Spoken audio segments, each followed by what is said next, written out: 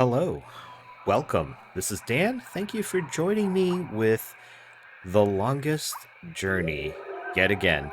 And in my view, it has been quite the longest journey, just because the past number of chapters, or has it only been a couple of chapters? One chapter? I think it was just the last chapter, really, where, oh man, I was having so much troubles just trying to figure out like what the puzzles were and like how to figure out the puzzles. Oh, I guess also prior to that too with Roper Clacks, dude, that was something too. Just the game glitched out on me and I just ooh, bad memories.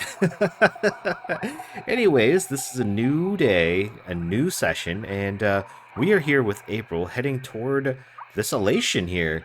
And we're going to try, most likely, to settle any problems that they have, and then set up a peace summit of sorts to get these elations and the Merum to be peaceful and coexist with one another yet again so that they can harvest Tanyen or something that they feed on, and help them both be able to survive. There's a slight updraft here. Updraft is probably needed for something special. The wind is channeled through that chasm down there and blown out and up here. That's probably how you can get across, but how that works for us, I don't know yet. Oh, we should probably check to see if we've got any diary entries. No, nothing new. So, how do we get across here? It's a leathery creature with wings, like a mix between a giant bat and a pterodactyl. It must be one of the elation. It looks more like a warrior than a storyteller, though. I hope it speaks English. I mean, Altung. Yeah, maybe they just look that way, but looks can be deceiving.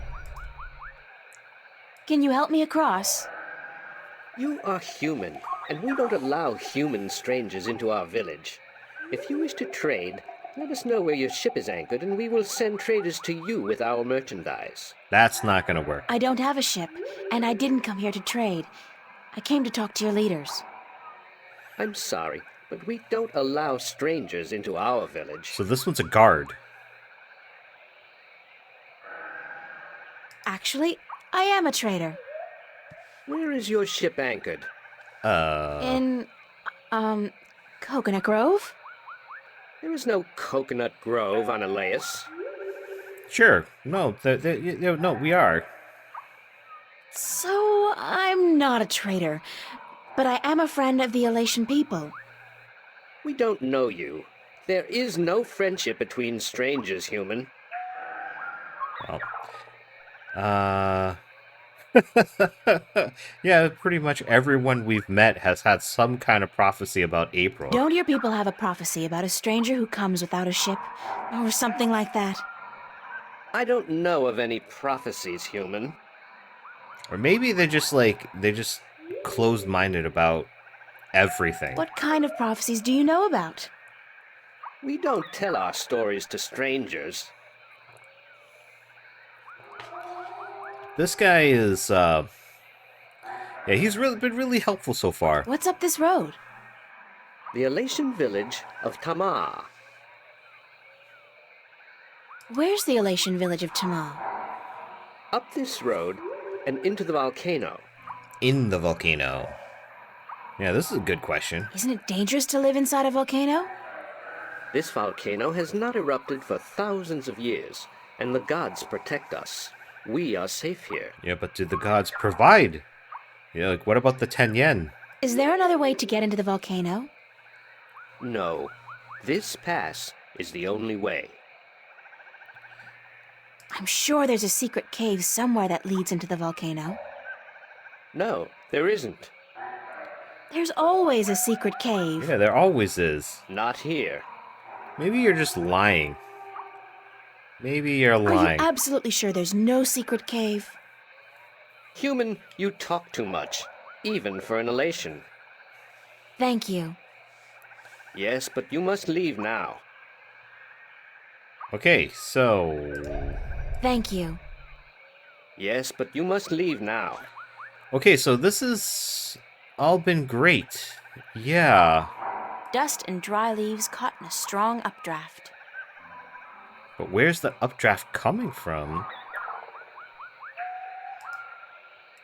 I can't go to the tunnel entrance. Okay.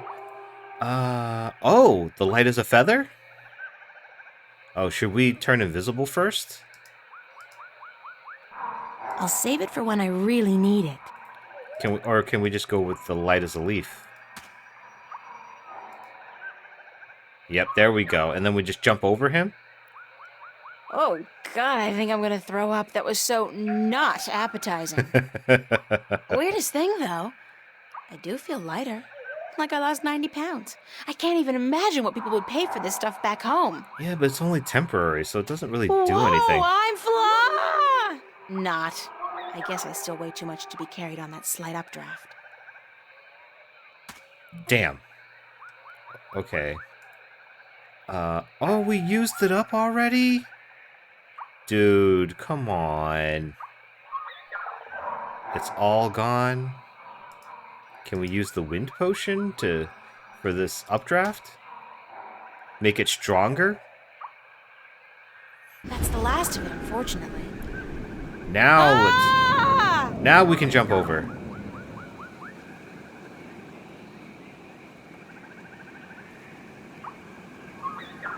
Human, you flew across the chasm.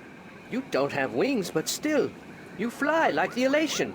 Yeah, and just as graceful, Believe I'm me, sure. I'm as shocked as you are. Are you the Windbringer? Of course there's a prophecy. What's the Windbringer? It's a prophecy amongst my people. Yeah, the one that you said you didn't Of have. course, there's no escaping the prophecies. Yeah, for real. It's said that someone not of the elation shall come among us to float on the wind like an elation, to learn our stories, to bring the wind back to us, and to bring us into a new and happier age. That's what we're here Is for. that all? You know, I'm starting to forget how simple my life used to be. Family, friends, grades, boys. No prophecies. Nobody looking to me for salvation. Well, those days are long gone now, I don't April. understand, Windbringer. You should speak with our teller up in the city. She'll be wanting to see you, I'm sure. We've waited for the Windbringer for a very long time. Yeah, several thousand years, I'm The sure. teller? Thanks. No, Windbringer, thank you. Okay, well, now that he thinks that we're the Windbringer, now he's being really respectful and helpful. It was before, it was just like, no. Thanks for your help. You should go see the teller. She'll want to speak with you. All right, well, off we go then. You guys, I was about to go back the other way and just figure out, oh, did I forget something? Then I opened up the menu and I was like, oh yeah, we got these potions. Who are you? It's an old man, I think.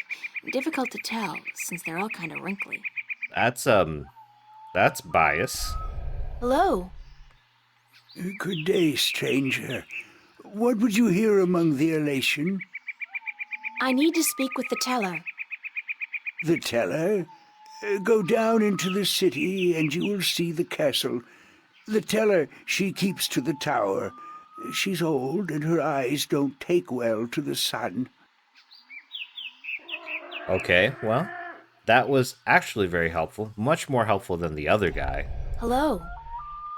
Did you see the teller yet? No. Then you should. Yes, I know. I wasn't sure if you had something else that you could tell us so that we didn't have to come back. When the city was inhabited by its original population, that tower was probably an important one, part of a temple or a palace. Now, though, it's just another ruin. I wonder if it's a ruin from the Drykin civilization.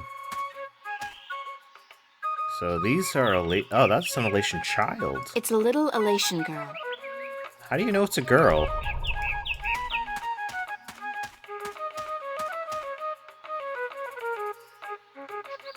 Hi there. What you doing? Playing? Yeah, what are you playing? Nothing. My daddy's in the castle watch. He's allowed to sharpen his claws. Really? My daddy owns a farm. Yeah? Do you have animals there? Sure, he has some cows and some horses and, What's cows and horses? well, cows are big, brown, fat animals with 4 legs and white spots, and they go moo a lot. She's never heard of them. And horses? Horses are fun to be around. They run really fast and they can jump over tall fences, and they look beautiful and graceful. But the best thing about horses is that you can ride them. I can run fast, too. But I can't fly yet. My wings aren't fully formed. When I grow up, I'll fly far away and see everything. I'll go see our horses. I don't That would think be nice. My name's April. What's yours? I don't think that's gonna happen. Saina, will you be my friend, April? Oh, that's Of cute. course, Saina, as long as you promise to be my friend. I promise. Children are so innocent, even like despite no matter what the races are. Do you know where the teller lives? Over there in the castle tower. My daddy's watching the entrance so that only nice people can get in. Then we better be Think he'll nice. let me in? Better be nice to her. I don't know if you're nice, but you have to ask my daddy. Where are the other children in your village? Oh, they're in school now. Then why aren't you? And why aren't you in school? Because I'm ahead of everyone else. I'm really smart, you know. I'm the only youngling to have learned the first tale this soon. So some days, I get to do what I want. It's a little boring, though. I wish I was in school. At least there I could sing and play and jump around with all the other children. Yeah, but her dad probably keeps her out here to keep an eye on her. Why don't you go to school anyway? Because they say I would just distract the other children who are still learning their first tales. It's not fair. I mean, I get to play by myself and everything, but that's not fun all day. No, only for a And little my bit. mommy's working on her pottery at home, and she doesn't want me disturbing her because she might make a mistake. But the day after tomorrow, I get to go back to school because then we're going to learn some more flying lessons.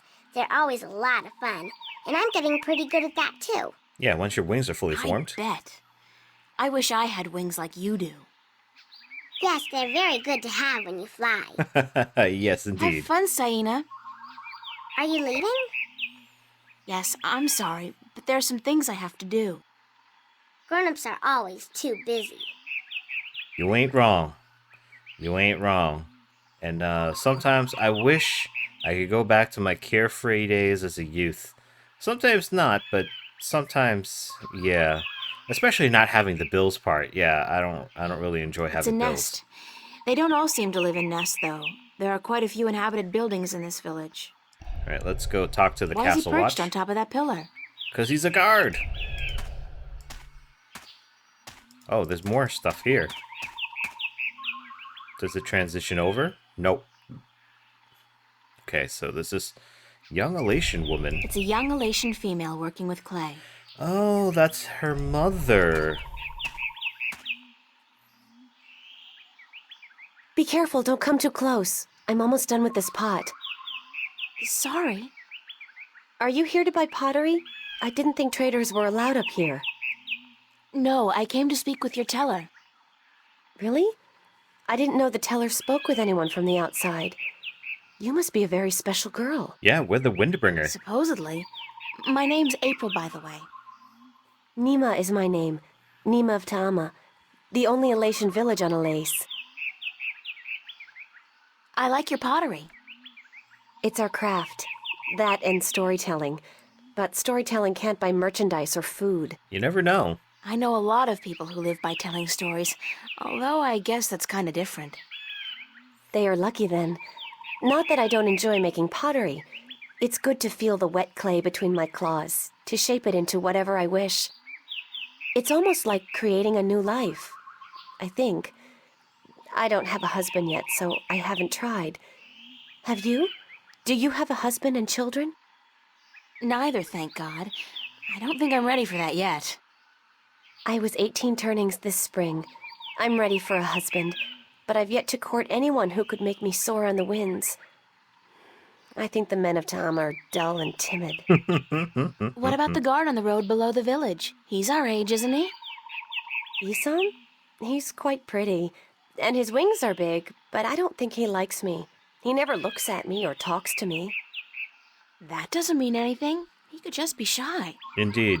Maybe you could talk to him, find out who he likes, but don't say I sent you. Sure, I can do that. Thank you, April. Thank you, Nima. So You're I welcome, guess April. Nima is not Saina's mom after all. So this is a different person or different elation. Let's go talk to this guy. She said that was her dad, so pretty Halt! sure. Who would visit the teller? Well, we can't prove that we're the Windbringer. My name's April. And what would you with the teller, human? I'm not sure, but I need to speak with somebody in charge. The teller is our teacher and our mother, but she will not speak with foreigners who walk into our city. And how, pray tell, did you get here? The road is closed and guarded. It's got to be my female charm. It will not work on me, human. Please, leave our village and return to your ship. No, I will not. I will not. Halt! Who would visit the teller? So, let's say I'm the Windbringer. I'm the Windbringer. The Windbringer? You are not the Windbringer. Are you? How else would I have been able to get up here? I am the Windbringer. If so, you must prove that you are of the Elation. Oh my There are 4 god. tales from the 4 corners of the world that you must know by heart. Awesome, great. They are the tale of winds, the tale of stars, the tale of sea, and the tale of homecoming. I will ask you one question from each tale, and you must answer each correctly, or you cannot be the Windbringer. Are you ready? No, we're not. No, give me some time to prepare. Then return when you are ready, and I will test your knowledge of the 4 tales. Alright, well, I know where we can learn about the first tale. Saina's got that first tale down. Well, there are 4 villagers that we've seen so far, so maybe we ask each of them. Hi, Saina. Hi, April. Do you know one of the 4 tales of winds, stars, sea, and homecoming? Yes, my mommy taught me the tale of the stars. It's a really pretty story. Do you want me to tell it? Absolutely, Please, actually. Saina, I would like that very much. Yes. Okay. This is my tale, the tale of stars, and I tell it to you in my own words, as it was told to me by my teacher in her words. In the small village of Jinjay near the rumbling hills of Onion, there lived a girl called Mona. She was a curious girl, and she would always get in the way of grown elation. Go play somewhere else, they would say to Mona, but she didn't want to play with the other children. She wanted to be where the grown-ups were, to see what they were doing, and learn from them. But one day, after getting many complaints from the pottery makers and guardsmen and traders and soldiers in the village, Mona's mother told her that she wasn't to interfere with the grown-ups anymore, and that instead she could go play with the other children, or sit still and draw or work with clay. But Mona was always curious, and now, since she wasn't to be among the grown elation anymore, she decided to go exploring the forest that lay just outside of the village of Jinjay. She had many times been forbidden to enter the forest because it could be a dangerous place, but Mona was very curious. Of course, she wasn't planning on going far into the forest, but then her eye caught sight of a white flufftail hopping through the tall grass, and Mona, curious as ever, gave chase. A rabbit. The flufftail ran away into the forest, and Mona followed, blind to where she was going and interested only in catching the white flufftail so that she could keep it as a pet. But then, after a good while, the flufftail disappeared into a hole in the ground, leaving Mona alone in a small clearing, somewhere deep inside the forest. She was exhausted after running after the flufftail for so long, and as she looked around the clearing at the unfamiliar trees and flowers, she realized that she hadn't been paying attention to where she was going. Not for the first time her curiosity had gotten the better of her, but this time it was serious. Mona was too young to fly, and she had very little sense of direction, and chasing the white fluff tail had made her dizzy and tired. It was getting darker, and Mona was all alone in the deep, dangerous forest, too sleepy and too scared to be able to go anywhere. Mona curled up with her wings wrapped around her under the leaves of a tree and began crying. Soon it got really dark, and somewhere, not far away, wolves started howling at the moon. Mona was so scared she was petrified, but after a while her exhaustion got the better of her, and she fell asleep. And then she became the She stars? woke up when she heard a voice calling her from somewhere far above. Looking up at the starry sky, Mona saw a vision of the spirits of 5 tellers gazing down at her. "You have let your curiosity leave you astray," said one. "You are lost, and you deserve to be lost," said another. "Poor little girl," said a third. "We will help you home," said a fourth. "But remember this," said the 5th spirit. "We will lead you back to your village and to your mother only if you promise us one thing." "I promise," said Mona. "Whatever it is, I promise I will do it." "Very well," said the 1st spirit. "You will make the story of this night into your own tale, and you will call it the Tale of Stars."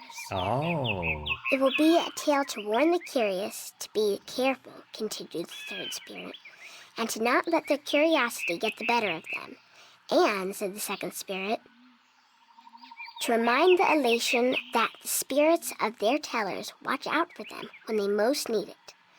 And so the spirits of the 5 tellers guided Mona through the forest, and by dawn she was home.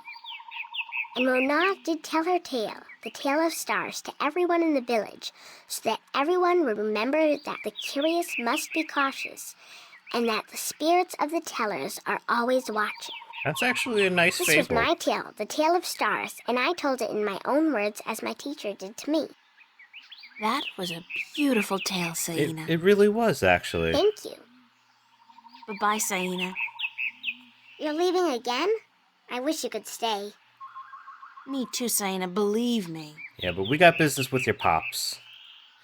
But yeah, that was a nice little story. A very good story with a very good a lesson to be learned for little kids Are that you are ready curious. for the questions now? Yes, ask me the questions. In the Tale of Winds, which Oh. mountain did Iwana fall from in her vain attempt to fly higher and further than anyone else? I thought we were just going to tell him which I ones. have no idea. I thought he was going to ask us. Then you should pay more attention to Ah. the tale next time. Come back when you are prepared and not before. So we got to go and get all of the tales. Jeez, my man, jeez. Can you tell us a little tale? Do you know? Hi, Mima. Hi, April. Do you know one of the 4 tales of winds, stars, sea, and homecoming? I had to learn the tale of homecoming. It took a long time, but I think I got it now. I'm better with pottery than I am with the tales, unfortunately. Do you want to hear it? Indubitably. Please. Very well. This is the tale of homecoming, my tale, and I shall tell it in my own words as told to me by my teacher, in her words, and by her teacher in turn. Moran was a handsome young Alatian man with strong wings and a hardy beak. He lived below the white cliffs, where the water was salty and the fish plentiful. Moran was betrothed to Inara, the loveliest girl there ever was. She was fair and slender and tall, and her eyes were the clearest shade of blue. But Moran was hesitant to enter into union with Inara, to become her husband and to give her children. He would always come up with a new excuse for why they had to wait a little while longer. Now, Inara was skilled at pottery, but even more so with stories, and the teller of the village had many times asked Inara to be her apprentice, to learn all the tales, so that someday she could take over as the teller. But Inara refused, knowing that if she did accept the teller's offer, she would never be able to marry Moran, because a teller cannot have a husband nor children of her own. Her refusal to become the teller's apprentice was unheard of, because who could refuse such an honor? But to Inara, love was more important. Her love for Moran was beyond honor, beyond reason. Wow. But despite Inara's love, Moran was still hesitant. And then one day he told Inara, "I am traveling on a pilgrimage to the far shores. I will be gone for some time, and while I am traveling, and in accordance with our traditions, I will be freed from our betrothal. Not until I come back will the bond between us be renewed." It was not unusual for a young Alatian man at that time to go on a pilgrimage, and the bond between the betrothed would often be cut while he was away, to be formed again upon his return. But Inara was heartbroken, because she had thought that Moran would soon want to marry her. When Moran saw her tears, he said to her, "Do not weep. When I come back, I promise I will marry you. Just wait for me, and stay with your pots, to make the time pass quickly." And then Moran left on his pilgrimage to the far shores. Many years went by, and Moran had exciting adventures on the far shores. But by and by, he began to long for home, and for Inara, and now he had finally realized that he loved her, and that he wanted to marry her. But when he Goofball. returned, he could not find Inara amongst the potmakers. He went to visit her family, and they told him that, after waiting for many years, Inara accepted the teller's offer of apprenticeship, That was your bad. and that when the teller left on the last wind during the previous winter, Inara herself became the new teller. Angry, Moran made his way to the teller's nest, and when he saw Inara, he said to her, "You promised me you would wait." But Inara did not say a single word in answer. She just turned around and lifted something wrapped in leaves from the cot behind her and gave it to Moran. Moran unwrapped the package, and inside he found an old pot, cracked and broken in two. "What is this pot?" he asked. "And why did you not wait for me like I asked you to?"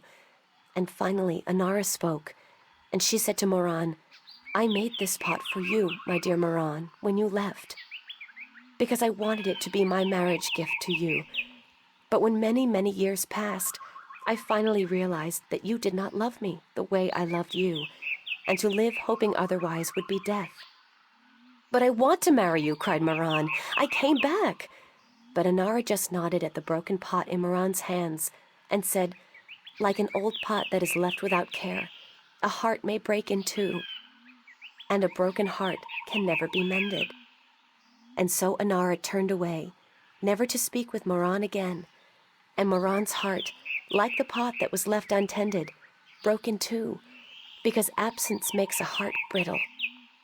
This was the tale of homecoming, my tale, and I told it in my own words as told to me by my teacher, and as I will tell it to my student when the time comes. Bye, Nima. Goodbye, April. Wow, another tale to caution people and to teach people that, you know, things in life are precious, and, you know, you need to. I mean, I can see it from both ways. The guy, he was afraid and he couldn't commit, but, you know, she knew that she loved him and she wanted to wait, but at the same time, like, if you leave somebody unloved for long enough, their heart breaks. And no matter how you feel at whatever time you feel like you have decided on your own feelings, that time where they have become heartbroken, it doesn't come back. I mean, when somebody hurts you, you never forget that.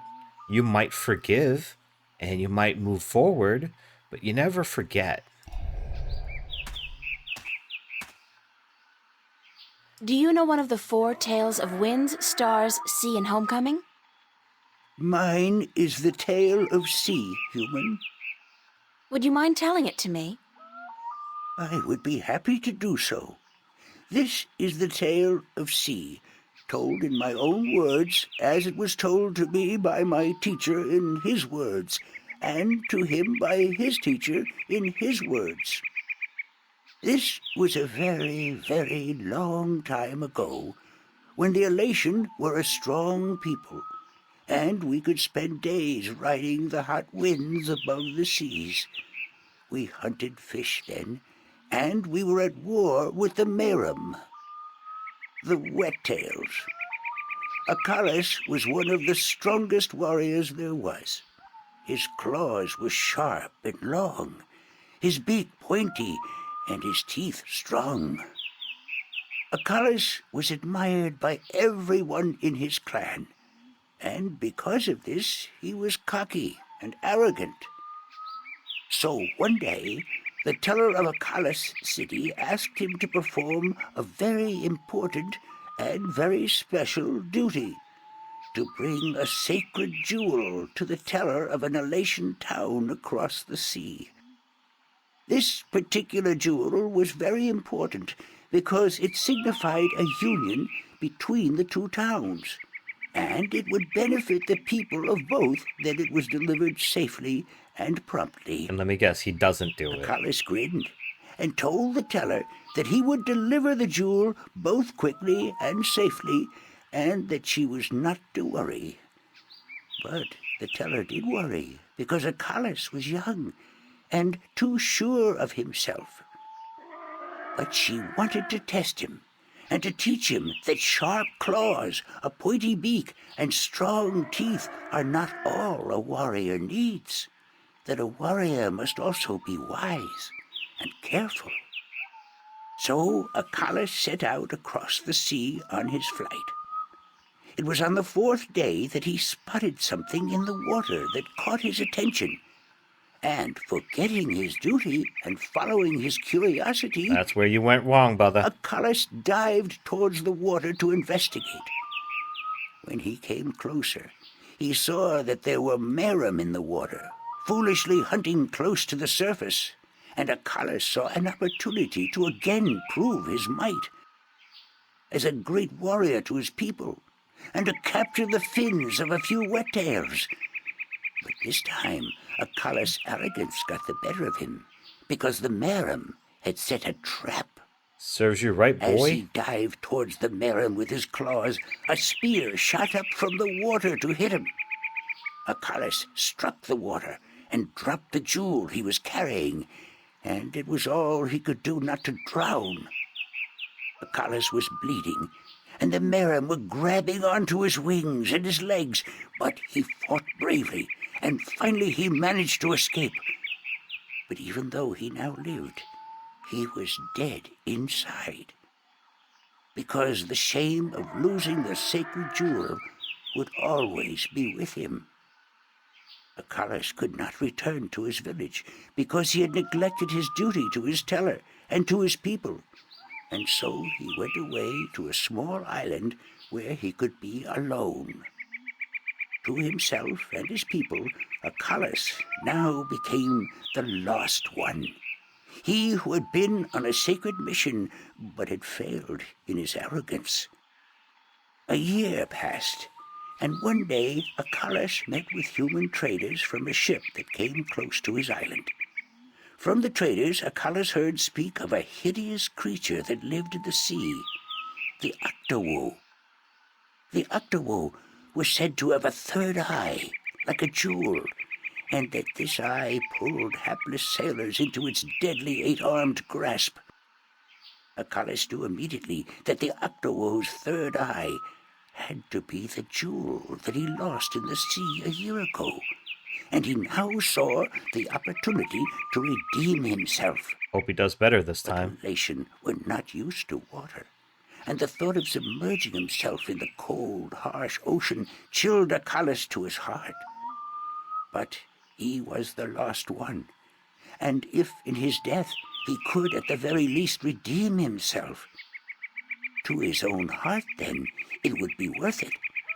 So Achilles fashioned himself a spear, because in the water his claws and his beak would be too slow, and he flew out to where the Octowoe was last seen. And then Achilles dived into the sea. The dark water closed in on him, and his wings and legs went numb. But still Acalus kept pushing down until he saw the lair of the Octowo. Spotting Acalus, the Octowo attacked, and Acalus saw the monster's third eye, his sacred jewel, shining bright in the darkness, and his heart was filled with a sense of duty and courage that he had never felt before. But as he began fighting the eight-armed monster, Acalus realized that if he were to fight like he usually did, he would not stand a chance. He would have to think differently. Yeah. And so Acalus tricked the Octowo into following him through a tight chasm where the monster got stuck. And then he swam above it, and using his spear, tipped a rock on top of the Octowo. Good for you. Swimming back down again, the Octowo was flailing helplessly. Now, almost out of air, Acalus took the sacred jewel from the Octowo's head and swam back up. Finally, Acalus could deliver the sacred jewel to the town across the sea. And upon returning to his village, he went to the teller, bowed his head, and said, "Forgive me, teller, for in my arrogance I thought I could do everything. But I could not, and I became the lost one because of it." "You were lost," said the teller, "but you are no more. Because now you see the limits of your own strength, and you will know that a warrior must be careful and wise, in addition to being strong and fierce." This was the tale of C, and I told it in my own words, as told to me by my teacher. I wonder how many tales these people have, because it sounded like from Aina that they all learn multiple tales, and she just happened to learn the first tale already, so she was ahead of her class. But like the teller, they know all the tales, or all the tales of their village, and so I wonder how many of those tales there are that they know that they would need to pass on to the next teller, you know?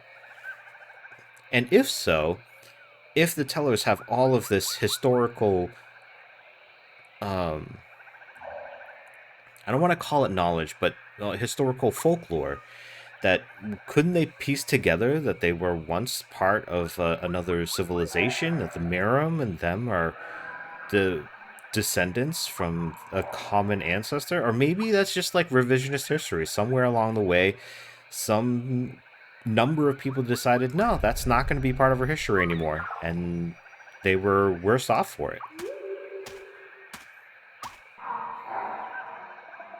So, Isam, that's your name, isn't it? Yes, Isam of Tamar. A good-looking guy like you must get a lot of attention from the girls, right? Are you asking me for courtship? No. Me? No. Wings don't do anything for me. No, I was just thinking, maybe you had your eye out for somebody special? I'm without a mate.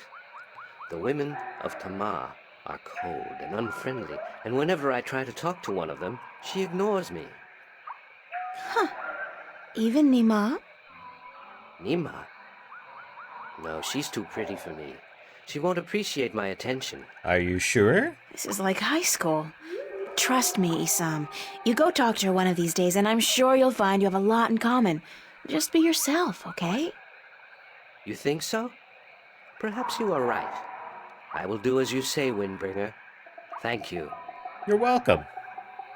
Now, you help me out. Do you know one of the 4 tales of winds, stars, sea, and homecoming? The winds. Mine is the tale of winds, Windbringer. Do you wish to hear it? Indubitably. Very much. Then I shall tell it. This is the tale of winds, my tale, and I pledge to tell it in my own words, as told in turn by my teacher. In the village of Karan, in the mountains of tall winds, there lived a young Alatian woman named Iwana. Iwana had one desire above all others, to soar higher and farther than anyone else. And even though her wings were no broader, nor her body sleeker than anyone else's, she pursued this foolish desire without rest. And as time passed, she did soar higher, and she did fly farther than the other young Alatian in her village, and her name became known far and wide amongst the tribes of the mountains of tall winds. But still, Iwana was not happy. She was not happy because, in her vanity, even though she was a better flyer than almost everyone else, and to her eyes, she was still not good enough. She wanted to be so much better than anyone else that she would be remembered for all time as the best flyer amongst all the Alatian.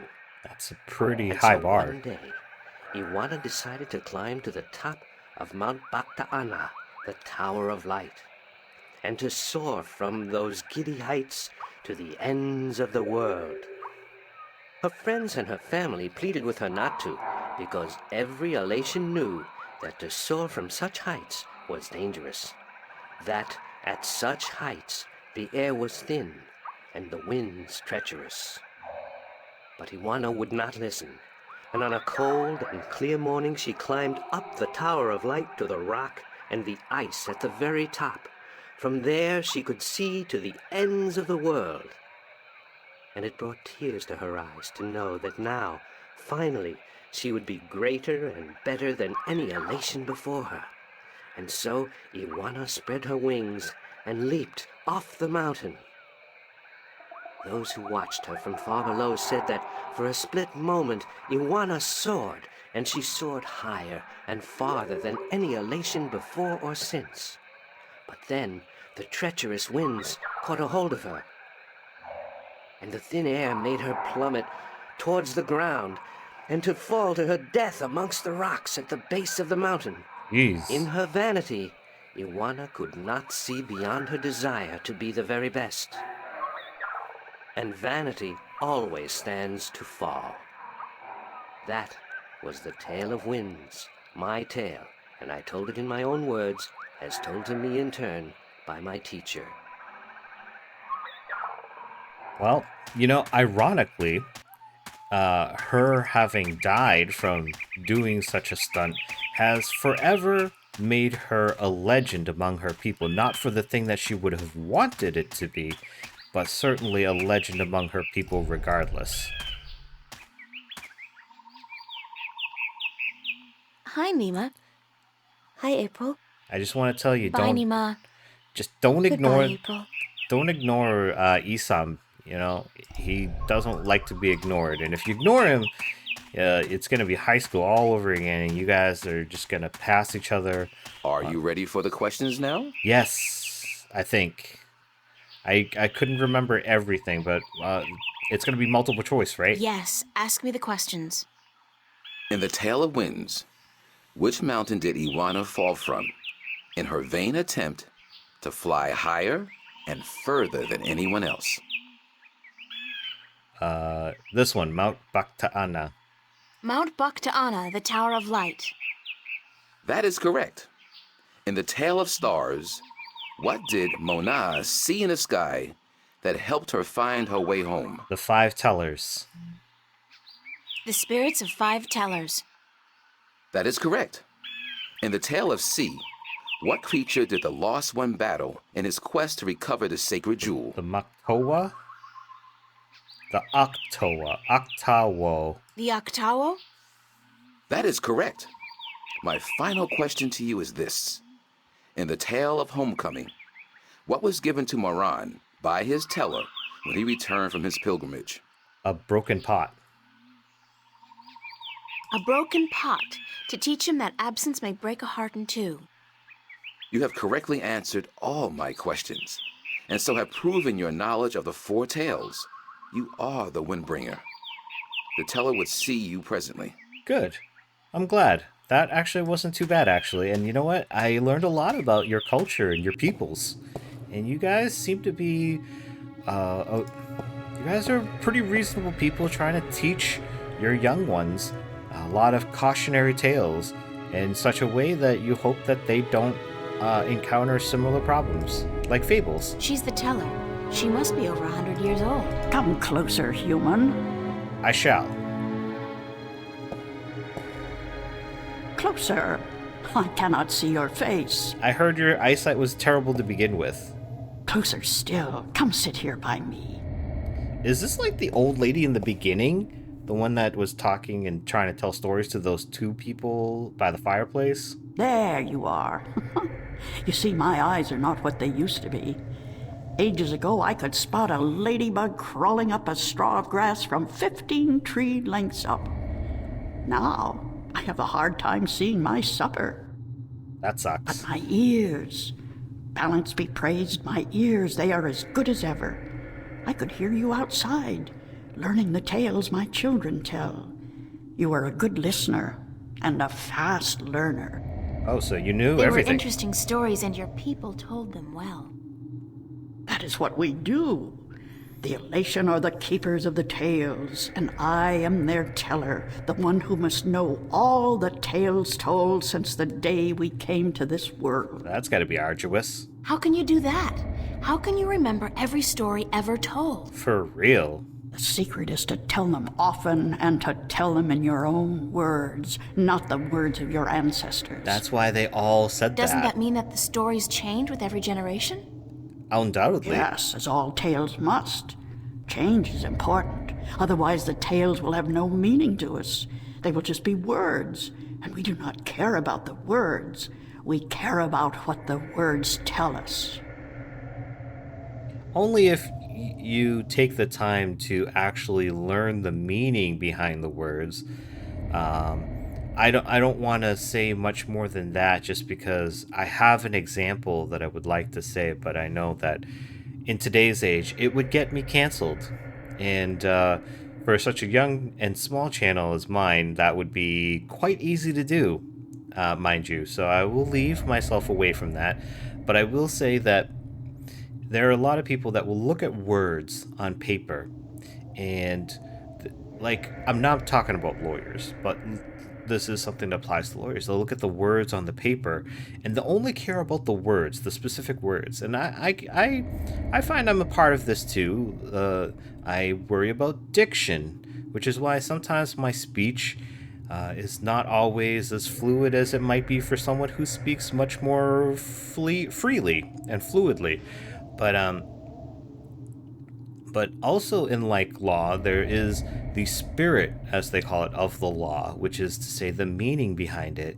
And there is no consensus, at least in America, that like, oh, it's about the letter of the law, the actual word, versus the meaning of the law. And even then, we have we get taken to court to see which is more important, the letter or the spirit. There's no consensus on we have to do just the one.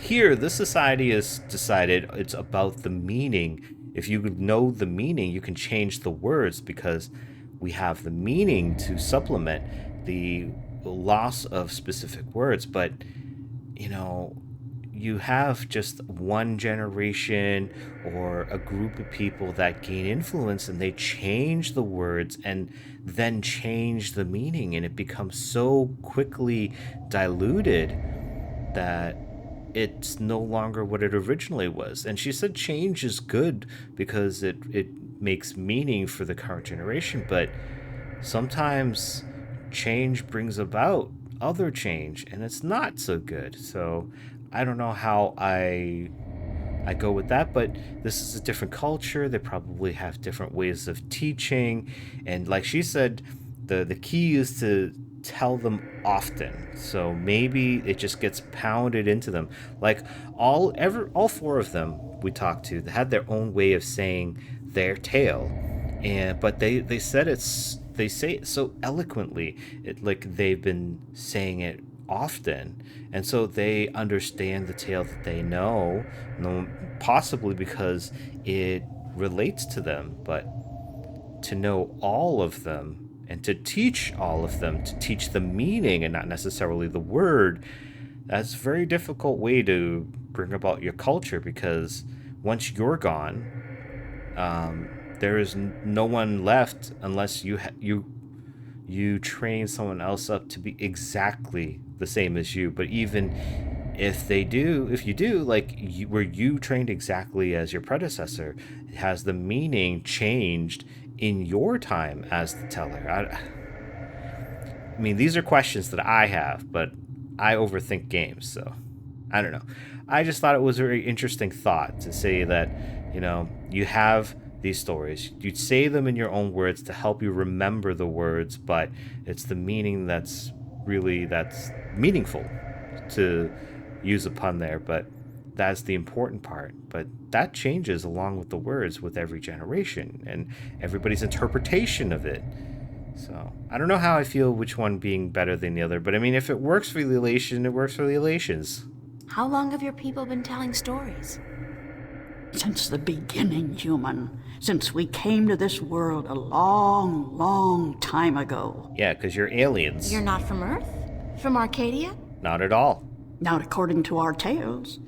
We came on a great wind before the divide, when the earth was one and humans had yet to learn of magic and science. So well before. But we were a different people then, and the tales we tell from that time are vague and incomplete. Like myths and legends, the younger elation pay little attention to these tales. It's too old for them. Sometimes I worry they will be lost with me, these tales. And I am getting old. Very old. We all do, lady. We all do. I'm feeling it. I'm feeling it a lot. A lot more lately than I used to. I came to you to find answers to some important questions. Ask, and I will try my best to answer. Why, thank you. That would be much appreciated. Have you heard of an ancient god or dragon that lives beneath the sea? Once, long ago, when my people lived in harmony with the Merim, So there she were knew. stories of an old god worshipped by the Merim who resided deep in the darkest depths of the ocean. So she knows about them. According to legend, the old god had once brought the Merim into their realm, into the ocean, and he was now sleeping, resting before the journey back. Back where? To a great ocean amongst the stars. When the time came, he would gather the Merim and bring them home with him, back to their world, to their ocean. But you relations. Strangely enough, we have a similar tale. It is said that the great wind that brought us here will someday return to bring us back to a place where we can soar forever on warm winds. Like heaven. In a way, perhaps, but without the need for any of us to die. The great wind will just sweep us up and carry us away. Every evening before I go to sleep, I recite this tale to myself. It is a comforting one. It is not strange. It's the same tale. Like, you guys have a shared ancestry. Again, another subject I will avoid for an example, but yeah, they're, shared ancestry, but yet very different interpretations of the same events that have happened through history and been passed down from story to story. Again, changing from generation to generation, not necessarily sticking with the meaning, but the word, and sometimes with just the word and no meaning. And I don't know. It's just it. What is the best way to pass on history? You can teach the words of history. You can teach the meaning of history, but really what's important is you need to teach both, because words as our form of communication are incredibly important. Unless you can instill the meaning through another form of communication. Like if you could I don't know, use like telepathy, for example, and you could instill in somebody the emotions, the feelings, the memories of events that happened, that could help somebody understand better than just words. And then you would have more than just an interpretation of words. But even with that has its flaws, because even with telepathy and like being able to impart your own memories and feelings, those are clouded by your own bias of your own perspective, and that is not 100% reliable either. Is there anything that is reliable that you can transmit from one generation to another that remains intact? It would seem, at least as far as how our civilization has advanced so far, we have yet to come up with anything that would not lose its meaning. But maybe a lot of that is just due to humans, where often we will reject things that we don't like the children reject or don't want to hear about the stories that took place before in the old times when the Merim and the Elation were at peace with one another. What do you know about the Dryad kin? The kin are numbered 4, or so our tales tell. 2 in this world, 2 in the other. The mirror world, the white and the blue, the red and the green. Do you know where they are? No, the tales never say. The kin are elusive. They keep to themselves. I have never seen one myself, and I doubt any of my kind has. The tales do say that our past and our future are tied to the fate of the kin, but how I would not pretend to know. This is one tale that is yet to be told. Oh, it is through April that you were Do you know anything tied. about the Guardian's realm? This is human business. Would you not know more than I? No, we just came across this Your ourselves. people are the keepers of the tales. You remember more than humankind has forgotten. Please, I need to hear what you know. That is very little. The Guardian's realm is home to the Guardian in his tower. No one is permitted within except the Guardian who was, the Guardian who is, and the Guardian who will be. And of course the Dryad kin, who were instrumental in its making. So the Drykin can get in there Have you too. ever heard of the existence of a hidden entrance to his realm? Oh, yes. Yes, I have heard tell of such a thing, though I would not know where it is. I gather that one of the kin may be able to tell you. Thank you. I don't have any more questions. At least not as far as I'm glad regarding I that. could help you with some answers. I'm the Windbringer. I know you are. It's strange to me to hear those words spoken. I did not think they would be in my lifetime. But here you are, standing in front of me as real as the sky is blue. I'm sorry I have to ask, but what is it that the Windbringer is supposed to do for you? I did not expect you to walk in here and have all the answers, child. The balance has both blessed you and cursed you, and it has sent you here to do what it wills. That definitely feels the case. Windbringer is said to be the first sign of the great wind that will take us away from here. For a long time, the Elation have lost the strength they used to have. Our bones have become weak, and our wings fragile.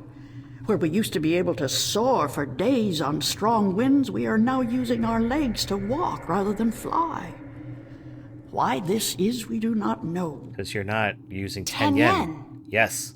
You know of the reason for this? Yeah. I'm just guessing, but it makes sense. Go on.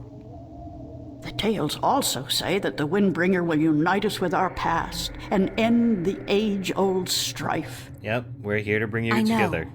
You must make peace and be reunited with the Merim.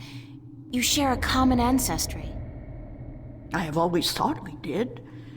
The tales were too similar, the signs clear.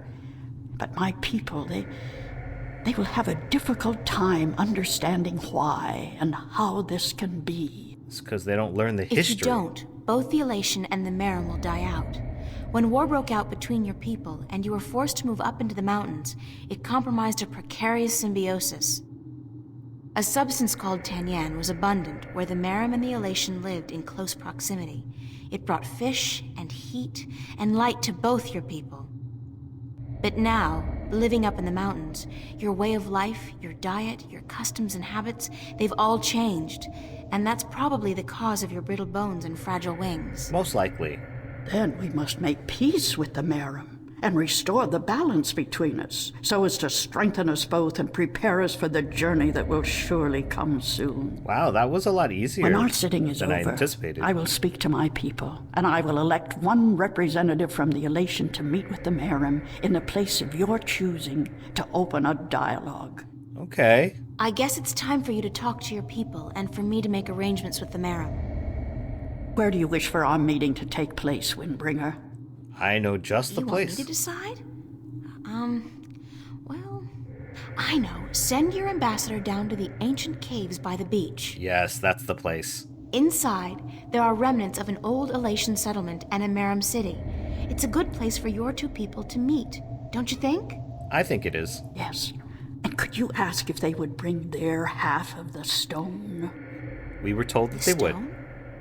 You have the other half? Of course they do. We have held on to it for centuries, knowing that someday it would be of use to the Windbringer. It will, trust me. Yeah. And we must make haste and arrangements. It is an important day, so let us not waste light. Go and wait for my ambassador in the caves. All right, I guess we got to go talk to the Merum Queen and get her to send a representative to talk. I would have thought that it would have been the leaders or something, but... It's amazing. This place is so beautiful. And the scent of sea and rock and mist. This scent is of home. Yeah, your old home. This was home a long, long time ago, according to the tales. We lived in peace with the Wet-tail, with the Merum back then. Now you'll be able to live in peace again. And with the Tanyan bringing fish to your doorstep, you'll be able to eat well and restore strength to your bones. Soon you might even be able to soar on the winds for days like you used to do. I hope you are right, Windbringer.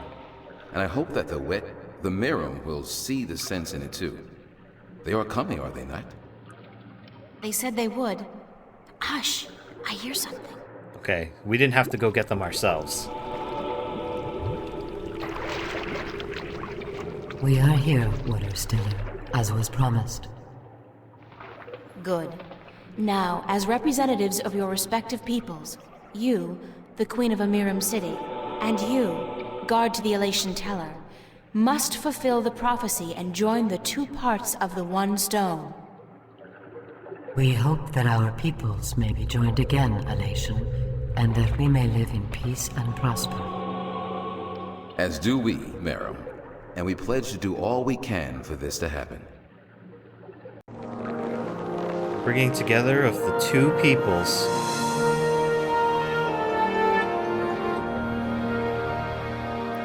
It's like the painting at the Sistine stone is now Chapel. whole, Windbringer, and the Alatian and the Merum will once again be as one.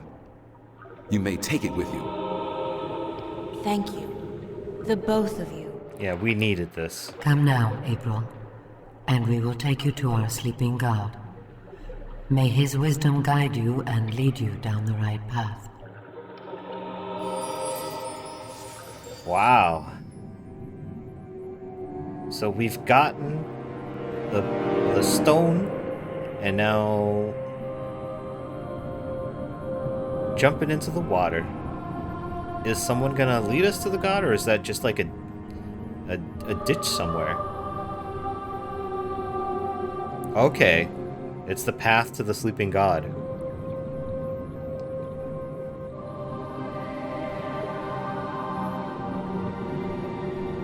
Is the stone glowing?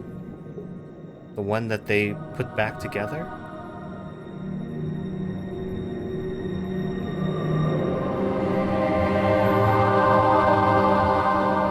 Damn.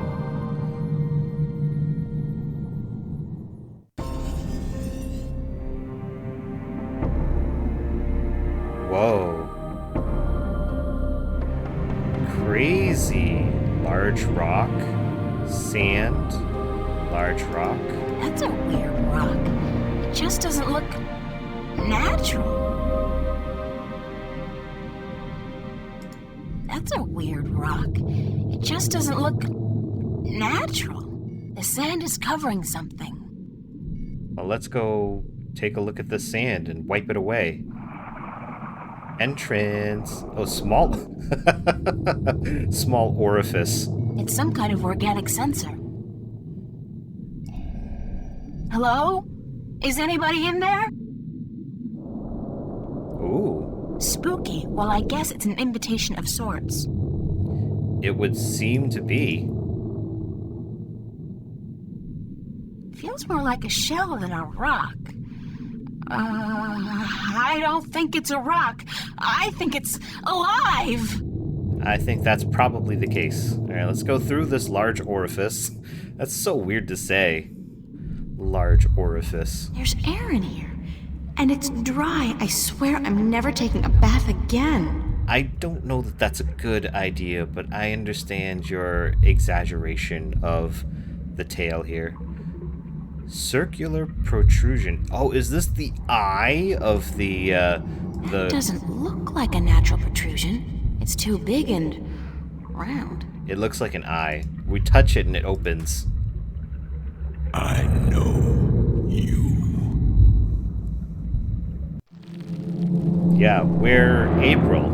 April Ryan. Do not be afraid. I know what you are. You do? Yes, the next guardian.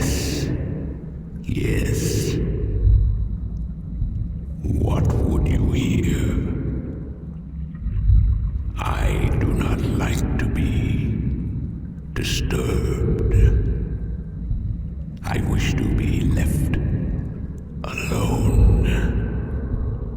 I wish to rest until the day of ascension. Perhaps today's the day. I'm sorry to disturb you, but I need some answers. Everyone needs answers.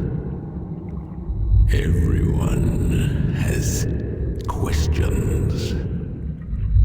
I am not the oracle.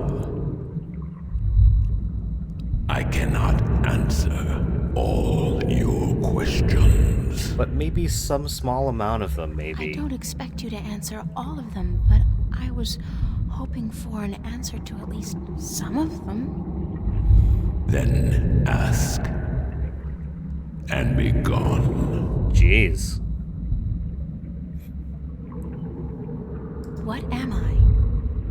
What do you mean? You said you know what I am. What am I? You do not know. Then it is not I who should teach you about your heritage. You must make this discovery on your own. So obviously there's something special about April. Listen, I'm tired. I'm wet. I'm at the bottom of the sea, and I'm breathing with the help of a polyp stuck in my esophagus. So just cut the Buddhist bullshit about a journey of self-discovery and answer my question. Please? Your question has already been answered.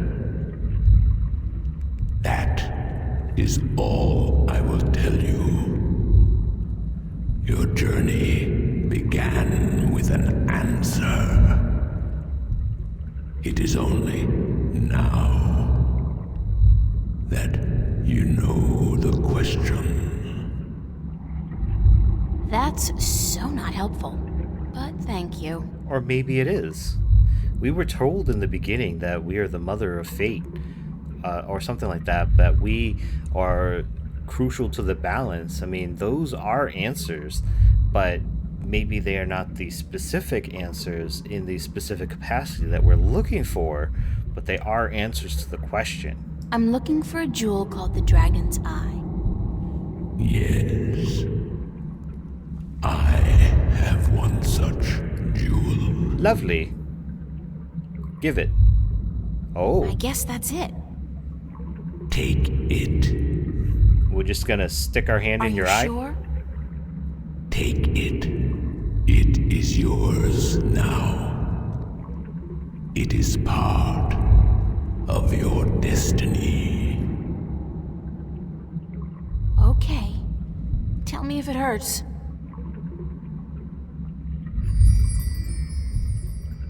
You know, all these people that we've talked to, they have prophecies, and even this being has like many answers that it knows that we don't. And yet everybody seems to have an answer to something that April does not. Now, what brings things about that happens? Was there, I don't remember what Abnaxus's race is, but were there a bunch of these creatures, beings that help these other beings create these prophecies.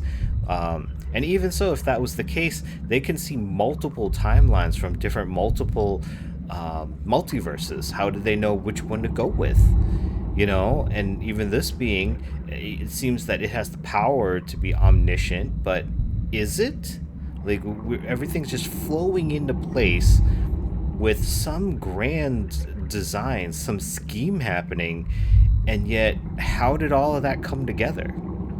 Like, is there some divine, like, omnipotent force that is pushing everything to one outcome?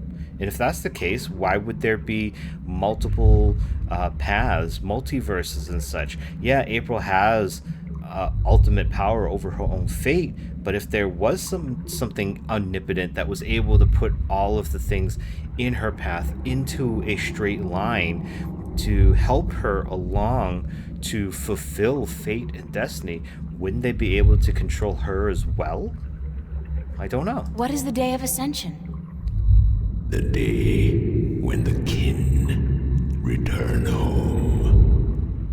When my siblings come to me, and we rise toward the stars for our journey back to our cradle. This is the Day of Ascension. So when all the dragons come back... So you're going back to wherever it is you came from? Yeah, apparently. We will, eventually, when everything is ready. When what's ready? I will not answer that question. It is not necessary for you to know. I need to know where I can find the gateway to the Guardian's realm. So you come to me. They told me, well, they as in the few people who could tell me anything at all, they told me that if anyone would know, it'd be you. I know. When the earth was divided, there was a doorway left open where the tower was built. But it's moved, hasn't it? That spot. When Stark and Arcadia were created, that spot moved somewhere else. Into the sky. Amongst the stars. Oh, great. But where? Great. I knew you were coming. Your journey has not been a quiet one. Even down here, I could hear you. I speak with the dark people. They are my messengers. They have prepared a map for you with the entrance you are looking for. That's very helpful, thank you. You knew I was coming and why? Then, okay, I know this is probably a futile question, but why didn't you send the dark people to me earlier? You could have saved me a lot of time and hard work. You are afraid of time and hard work. Yes. No, Yes, I am. But it's the principle of it, isn't it? I am. I didn't want to do all that. No, it is not. You had prophecies to fulfill. You had a purpose. Bringing my children together in preparation. This was important. And for that, I thank you. Now, I wish to sleep. You said something about a map? The dark people have it. They will meet you. I will bring you to them. With magic? What? Now? Well, yeah, April. Yes. Hold on. You're not actually going to get up, right? Because you wanted to sleep? Oh man, he did! Looked like a giant crocodile or something. I thought you were gonna go to sleep again.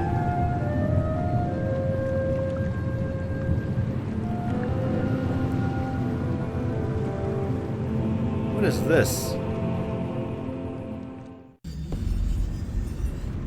Okay, so you must be of the dark people, right? Okay, so I don't know if the chapter is going to be finishing up soon, but this video is starting to go long, or has gone long. So I think I'm going to end it here. But man, that thing's voice was just like kind of like shuddering, don't you think? And like all of the Drykin and the Merum and the Alatian, they came to Earth from that being, right? That water god. Like everything came to Earth off of it, right? And so it must be extra huge and extra powerful, I think, to have brought all the other ones together. I don't know. We had a bit of a lore dump. I'm just glad that this session went through much, much smoother than the last session that we had gone through. Man, I don't know. I'm just so thankful that the internet is around so that I didn't have to, like, give up on the game. I couldn't imagine playing this back in, like, 1999, 2000. I don't think I had an internet back then, but I could not imagine having to play that. Plus, I was a young, dumb kid, so I definitely would not have had the patience or the intuition to be able to get as far as I did, especially without any guides. But yeah, we live in an age where you can sit back and you can just watch me put up with it, and then just enjoy the story as a byproduct. And speaking of which, I hope that you will come back for more of said story, and I hope to see you there. Until then, everyone, bye.